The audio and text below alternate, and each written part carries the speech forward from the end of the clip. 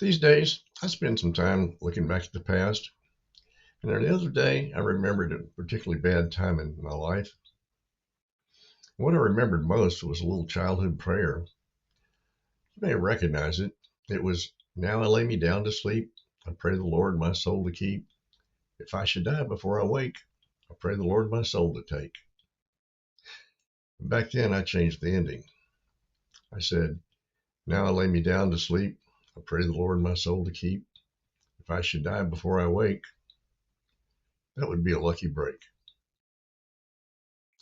I never expected to live past 30, but there I was in my mid 30s, newly sober, looking at the wreckage of my past and wondering how I'd got there. By the time I quit drinking, I was just sick and tired of being sick and tired. And when I think of that little prayer, I think I was just at the end of my rope. I was exhausted by life and where I'd managed to take it or break it. Now I lay me down to sleep. I just didn't want to have to wake up to the shame, the guilt, the embarrassment, and the associated anger and resentment I'd built up, both real and imagined.